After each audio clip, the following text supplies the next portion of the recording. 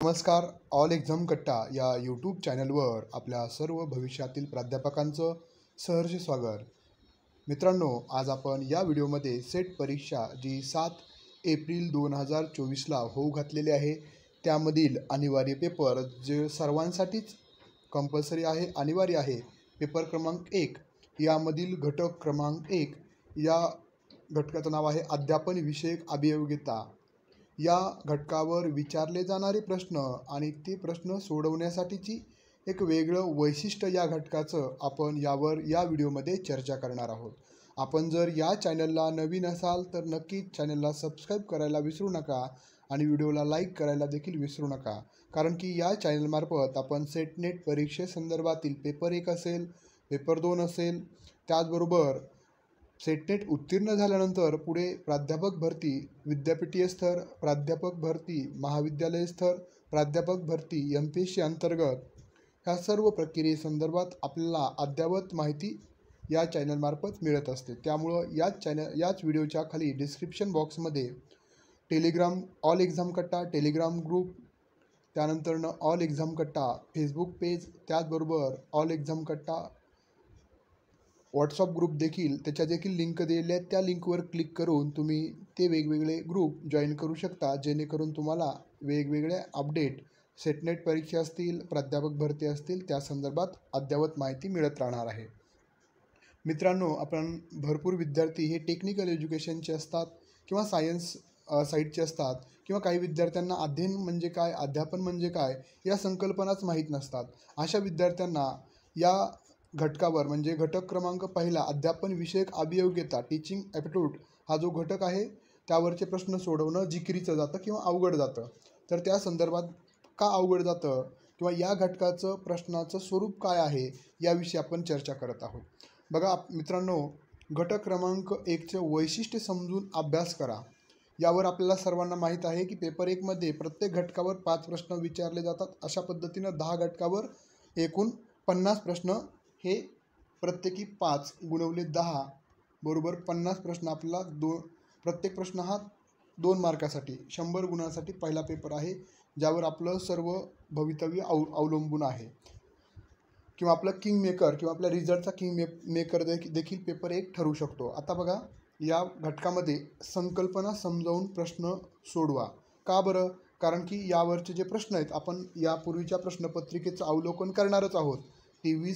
26 मार्च 2023ला जी परीक्षा झाली होती त्यामधील या घटकावर प्रश्न विचारले होते.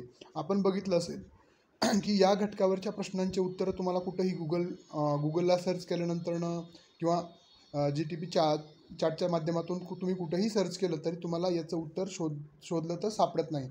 याचं कारण आहे की हे सर्व आकलन क्षमतेवर आहेत. बघा, प्रश्नांचे 2 प्रकार असतात. एक ज्ञानावरचे प्रश्न, ज्ञानावर, दुसरे आकलनावर म्हणजे अंडरस्टँडिंगवर, आणि तिसरे असतात ते उपयोजनावर म्हणजे ॲप्लिकेशनवर. नॉलेज, अंडरस्टँडिंग आणि ॲप्लिकेशन यापैकी या घटकावर जे प्रश्न विचारले जातात, ज्ञानावरचे असते तर तुम्ही त्याचं उत्तर कुठेही शोधू शकला असतात, पण हे सर्व आकलन आणि उपयोजन ह्या 2 प्रश्नाचे जे प्रकार आहेत, ॲप्लिकेशन बेस आणि अंडरस्टँडिंग बेस, यावरचे हे प्रश्न आहेत. त्यामुळे याचे उत्तर तुम्हाला कुठेही शोधले तर सापडत नाही आहेत. तर बघा, याच्यामध्ये महत्त्वाचं आहे की तुम्हाला आकलन झालं पाहिजे. प्रत्येक संकल्पना तुम्हाला समजली पाहिजे. तर ती कशी समजली पाहिजे, की कोणकोणत्या संकल्पना आहेत की ज्या समजून घेतल्या पाहिजेत पेपर 1मधील पहिल्या घटकाच्या संदर्भात, कारण तुम्हाला 10 मार्क या घटकातून निश्चित मिळू शकतात. आणि दुसरं या घटकाचं महत्त्व म्हणजे हा घटक परीक्षापुरता विचार करता महत्त्वाचा आहे. त्याबरोबरच तुम्ही भविष्यामध्ये प्राध्यापक म्हणून ज्यावेळेस शिकवायला जाणार आहात, अध्यापन करायला जाणार आहोत, त्यावेळेस आपल्यासमोरचा विद्यार्थी म्हणजे अध्ययनार्थी टीचिंग आणि लर्निंग प्रोसेस जी आहे ती तुम्हाला माहीत असेल, त्याच्या संकल्पना जर इथं तुम्हाला माहीत झाल्या तर तुम्हाला सेट परीक्षेला पेपर 1मध्ये 5 पैकी 5 प्रश्न सोडवले तर 10 मार्क मिळणारच आहेत. त्याच्याबरोबर तुम्हाला इंटरव्ह्यूला प्रश्न या अध्यापन पद्धतीवर विचारला तिथं देखील तुम्हाला मदत होणार आहे. आणि प्रत्यक्ष अध्यापन करत असताना देखील या घटकातील संकल्पना इथं समजून घेतल्या तर तुम्हाला भविष्यात त्या वापरता येणार आहेत.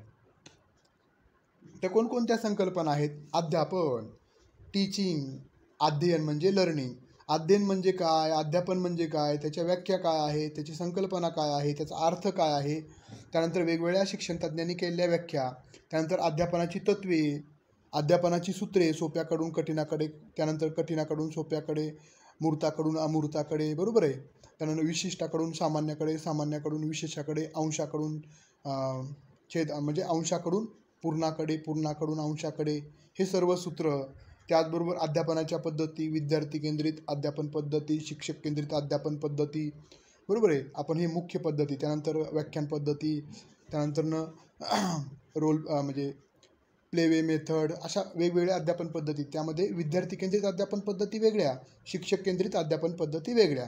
त्यानंतर अध्यापनाची प्रतिमाने आहेत, मॉडेल्स ऑफ टीचिंग ज्याला म्हणतो. मेथड्स ऑफ टीचिंग आणि मॉडेल्स ऑफ टीचिंग हे पूर्णतः वेगळं आहे. आणि मॉडेल्स ऑफ टीचिंग जसं संकल्पना प्राप्ती प्रतिमान, बरोबर आहे. परत नंतरनं इन्क्वायरी प्रतिमान, मॉडेल्स ज्याला पुच्छा प्रतिमान असं म्हणतो आपण. म्हणजेच एखादी संकल्पना समजून घेण्यासाठी आपण संकल्पना प्राप्ती प्रतिमान मानतो. आणि हे प्रतिमान म्हणजे एक ढाचा आहे. त्या ढाच्यामध्ये आपल्याला कोणताही विषय, कोणताही मुद्दा आपल्याला किंवा कोणताही घटक टाकावा लागतो आणि त्या पद्धतीनं शिकवावं लागतो. त्याला आपण अध्यापनाची प्रतिमानं म्हणतात. इंजिनिअरिंग फील्ड असेल, कोणत्याही फील्डमध्ये, प्रत्येक फील्डमध्ये आता आधुनिक पद्धतीने हे वापरले जातात. त्यानंतर अध्यापनात नवीन तंत्रज्ञानाचा वापर. आता नवीन ICT आहेत, आपण PPT प्रेझेंटेशनच्या माध्यमातून आपण अध्यापन करू शकतो. वेगवेगळे विषय वेगवेगळ्या पद्धतीच्या वापरातून, म्हणजे वेगवेगळ्या तंत्रज्ञानाचा वापर करून तुम्ही शिकू शकता. आणि अध्यापनावर परिणाम करणारे घटक जे आपण शिकवतो, त्या शिकवण्यामध्ये चांगलं होण्यासाठी, परिणामकारक म्हणजे इफेक्टिव्ह टीचिंग होण्यासाठी कोणकोणत्या बाबी करावं लागत्या. शैक्षणिक साहित्य वापरावं लागतं, भाषेतील आपल्या चढउतार असेल, आणि ज्या विद्यार्थ्याची, ज्या पार्श्वभूमीतील विद्यार्थी, त्या पार्श्वभूमीतील भाषा आपण वापरली पाहिजे. अशा सर्व बाबी ह्या अध्यापनावर कशा पद्धतीनं परिणाम करतात हे देखील अध्यापन या संकल्पनेमध्ये महत्त्वाचं आहे. त्यानंतर आहे अध्ययन, म्हणजे शिकणं. शिकवणं वेगळं, शिकवणं हे आपण प्राध्यापक विद्यार्थ्यांना शिकवत असतात, आणि शिकणं म्हणजे विद्यार्थी शिकत असतात. आता त्या विद्यार्थ्याचे लक्षणं, विद्यार्थ्याच्या वयोगटानुसार अध्यापन पद्धती निवडावं लागते, विद्यार्थ्याची आवड, विद्यार्थ्याचा विषय कोणता आहे, विषयानुसार अध्यापन पद्धती निवडावं लागते. त्यानंतर अध्ययनाची संकल्पना. अध्ययन म्हणजे काय, लर्निंग कशाला म्हटलं जातं, अध्ययनाचे स्वरूप काय आहे, अध्ययनाचे प्रकार कोणते, क्रमिक अध्ययन अशा पद्धतीचे. परत नंतर अध्ययन निष्पत्ती, म्हणजे लर्निंग आउटकम कसे, म्हणजे आपण शिकवलं आहे पण त्याचे रिझल्ट कधी येणार आहेत, ज्यावेळेस आपण त्यांना प्रश्न विचारू, ते प्रत्याभरण फीडबॅक आपण त्यांच्याकडून घेऊ, त्यावेळेस आपल्याला कळतं की आपण शिकवलेलं उपयोग म्हणजे विद्यार्थ्यांना समजलं का नाही समजलं. त्यानंतरनं मूल्यमापनाचे देखील प्रकार आहे, सातत्यपूर्ण आकारिक मूल्यमापन, साकारिक मूल्यमापन, सातत्यपूर्ण मूल्यमापन, बरोबर आहे. त्यानंतर आपण नैदानिक चाचण्या घेतो विद्यार्थ्याचं मूल्यमापन करत असताना, निदान करण्यासाठी उपचारात्मक अध्यापन पद्धती आहेत. हे सर्व या संकल्पना आपल्याला जर क्लिअर असतील तर हा पूर्ण पहिला घटक याच संकल्पनेवर आधारित आहे. या संकल्पना तुम्हाला आता तर महत्त्वाच्या आहेत, पण भविष्यामध्ये देखील या संकल्पना पूर्ण महत्त्वाच्या आहेत. पुढे शिक्षक म्हणून इंटरव्ह्यूला गेल्यानंतरनं, प्राध्यापक म्हणून, आणि नंतरनं प्रत्यक्ष अध्ययन विद्यार्थ्यांना समजून सांगत असताना. तर बघा, आपण जर पाहिलं तर आपण पाहू शकता की 26 मार्च 2023ला जी परीक्षा झाली होती सेटची, त्यामध्ये पेपर 1मध्ये पहिल्या घटकावर जे प्रश्न विचारले होते ते आपण घेतलेले आहेत. बघा, पहिला प्रश्न, शिक्षक टिंबटिंब स्तराच्या अध्यापनामध्ये समस्या निराकरण पद्धती वापरतात. आता आपल्याला कुठंही याचं उत्तर जर तुम्ही शोधलं तर सापडत नाही आहे. का सापडत नाही, कारण हे तुम्हाला आकलनावर प्रश्न आहे, अंडरस्टँडिंग बेस्डचा क्वेश्चन आहे. याचं योग्य उत्तर आहे विमर्शी पद्धती, बरोबर आहे. Reflective methods, problem solving method are used by the teaching in ... level of the teaching. तर हे जे आहे ते हे प्रतिमानावर आधारित आहे. पुच्छा प्रतिमान जे आहे त्याच्यामध्ये आपण विमर्शी पद्धती वापरत असतो. अध्यापनाच्या पद्धती आणि अध्यापनाचे जे प्रतिमान आहेत त्यावर आधारित आहे. हा सर्व आकलन बेसचा प्रश्न आहे. हे तुम्हाला याचं उत्तर कुठेही शोधलं तर सापडणार नाही. यामुळे तुम्हाला हे प्रतिमानं, अध्यापनाच्या पद्धती, अध्यापनाचे स्तर हे माहीत असणं गरजेचं आहे. त्यानंतरनं पुढे जाऊयात. पुढचा प्रश्न दुसरा, feedback of classroom teaching from ... is a fallible feedback of teachers. म्हणजेच टिंबटिंब यांच्याकडून मिळालेल्या वर्गाध्यापनाबाबतचे प्रत्याभरण, फीडबॅक शिक्षकांसाठी महत्त्वाचे प्रत्याभरण असतात. पर्याय आहेत विद्यार्थी आणि ग्रंथपालाकडून मिळणारा फीडबॅक, शिक्षक, सहकारी आणि ग्रंथपाल. त्यानंतर तिसरा आहे विद्यार्थी आणि पालक यांच्याकडून मिळणारे फीडबॅक, आणि चौथा पर्याय विद्यार्थी आणि शिक्षक, सहकारी यांच्याकडून मिळणारा फीडबॅक. तर योग्य उत्तर आहे पर्याय क्रमांक सी, विद्यार्थी आणि पालक, स्टुडंट अँड पॅरेंट्स. आता बघा आपण म्हणजेच फीडबॅक ऑफ क्लासरूम टीचिंग, म्हणजे तुमच्या वर्ग अध्यापनाचा जो म्हणजे तुम्ही वर्गामध्ये जे विद्यार्थ्यांना 4 भिंतीमध्ये शिकवता त्याचा जो मूल्य म्हणजे सर्वात महत्त्वाचा फीडबॅक कुणाचा गृहीत धरला जातो, तर हा पालकाचा आणि विद्यार्थ्यांचा. विद्यार्थी पालकाला सांगतात आमचे हे शिक्षक चांगले शिकवतात, हे शिक्षक शिकवत नाहीत व्यवस्थित, टाईमपास करतात. बघा आपण आपलं स्वतःचाच विचार करा, आपण पण आपल्या शिक्षकाविषयीचा फीडबॅक आपण आपल्या मित्रमैत्रिणीमध्ये आपल्या पालकांना देत होतो. त्याचाच हा आकलनावरच आधारित हा प्रश्न आहे. म्हणजेच याचं कुठंही तुम्हाला गुगलला कुठं उत्तर सापडणार नाही. त्यामुळं आपलं सर्व संकल्पना व्यवस्थित स्पष्ट होणं महत्त्वाचं आहे. त्यानंतर तिसरा प्रश्न, स्वयं म्हणजे टिंबटिंब होय. तर बघा यामध्ये वेगवेगळे पर्याय आहेत. स्वयं आपण जर पाहिलं तर या पूर्वीच्या लेक्चरमध्ये पण आपण बोललेलो आहोत. तर याचं योग्य उत्तर आहे study web of active learning for young aspirant minds. यासाठी हे स्वयं जे आपण बघितलं तर उच्च माध्यमिक आणि महाविद्यालयीन स्तरावर सेल्फ स्टडीजसाठी तर हे जे प्रोजेक्ट आहे त्या संदर्भात, ज्यामध्ये study web of active learning for young aspiring minds म्हणजे नवयुवकांना हे अध्ययन करण्यासाठीची वेबसाईट शासनानं केंद्र सरकारनं सुरू केलेली आहे. यावर 2 प्रश्न मागच्या परीक्षेला विचारले आहेत. याचं फक्त आपल्याला उत्तर मिळू शकतं कारण हे नॉलेज बेसचा प्रश्न आहे. तुम्ही म्हणजे याचं फक्त फुल फॉर्म विचारलेला आहे. हा ज्ञानावर आधारित प्रश्न आहे. हे तुम्हाला गुगलवर याचं उत्तर मिळू शकतं. त्यानंतरनं पुढचा प्रश्न 4था, इतिहास विषयाच्या अध्यापनासाठी टिंबटिंब ही जास्त योग्य पद्धती आहे. ... Is a more suitable method for teaching of history. म्हणजे हिस्ट्री विषय शिकवण्यासाठी कोणती सर्वात उपयुक्त अध्यापन पद्धती आहे, असा तो प्रश्न आहे. तर यामध्ये भूमिका पालन पद्धती, ज्याला आपण रोल प्ले मेथड म्हणतो, दिग्दर्शन पद्धती. आता आपल्याला या पद्धती ज्यावेळेस तुम्ही अध्यापन पद्धती याचं उत्तर कुठं सापडणार नाही. ज्यावेळेस तुम्ही अध्यापन पद्धतीच्या सर्व पाहिल्या अध्यापन पद्धती तरच तुम्ही याचं उत्तर काढू शकता. तर योग्य उत्तर आहे भूमिका पालन पद्धती, रोल प्ले मेथड्स. ही आपण इतिहासासाठी, जसं आपल्याला भूमिका पालन म्हणजे काय, शिक्षक किंवा प्राध्यापक विद्यार्थ्यांना वेगवेगळ्या त्यांना इतिहासामधील एखादा प्रसंग असेल त्या संदर्भात वेगवेगळ्या शिवाजी महाराजांची भूमिका, त्यानंतर अफजल खानाची भूमिका, इतर बाजीप्रभूंची भूमिका, अशा पद्धतीच्या भूमिका वेगवेगळ्या विद्यार्थ्यांना देत असतात आणि त्यातूनच तो प्रसंग चित्रण त्या ठिकाणी करून घेत असतात नाट्यीकरण पद्धतीनंच. भूमिका role play methods, role play models पण आहे, म्हणजे प्रतिमान पण आहे, रोल प्ले मॉडेल्स. आता अध्यापन पद्धतीवर प्रश्न विचारला, भविष्यामध्ये अध्यापनाच्या प्रतिमानावर प्रश्न विचारला जाऊ शकतो. आता दिग्दर्शन पद्धती जर पाहिलं तर ही वापरली जाते प्रामुख्यानं विज्ञान विषयासाठी. प्रायोगिक पद्धती देखील विज्ञान भूगोल विषयासाठी वापरली जाते. त्यानंतर अवगामी पद्धती जी आहे, डिडक्टिव्ह आणि इंडक्टिव्ह मेथड आपल्याला माहीत आहे, उद्गामी आणि अवगामी. उद्गामी म्हणजे आधी उदाहरण आणि नंतरनं सिद्धांत, आणि अवगामी म्हणजे आधी सिद्धांत सांगितला जातो आणि त्याचं विश्लेषण नंतर केलं जातं, म्हणजे आधी सूत्र आणि नंतर त्याचं सोल्युशन. आणि अवगामीमध्ये काय केलं जातं, म्हणजे डिडक्टिव्ह मेथडमध्ये, इंडक्टिव्ह मेथडमध्ये आपण काय करतो, आधी उदाहरण सोडून दाखवतो आणि नंतरनं त्याचं सूत्र सांगत असतो. तर त्याच्या अपोजिटला ही डिडक्टिव्ह मेथड आहे. इंडक्टिव्ह आणि डिडक्टिव्ह ह्या अध्यापन पद्धती आपल्याला माहीत असणं गरजेचं आहे. डिडक्टिव्ह मेथड काय आहे, इंडक्टिव्ह मेथड काय आहे, तर हे सर्व अध्यापन पद्धतीवर, हे देखील संकल्पनावर आधारित आणि आकलन क्षमतेवरच आधारित हा प्रश्न होता. त्यानंतरनं 5वा प्रश्न, अध्यापन प्रक्रियेचे नियमन टिंबटिंब मूल्यमापनाद्वारे केले जातात. हा मूल्यमाप इव्हॅल्युएशन प्रोसेसवर प्रश्न आहे. Learning process is augmented by ... इव्हॅल्युएशन्स.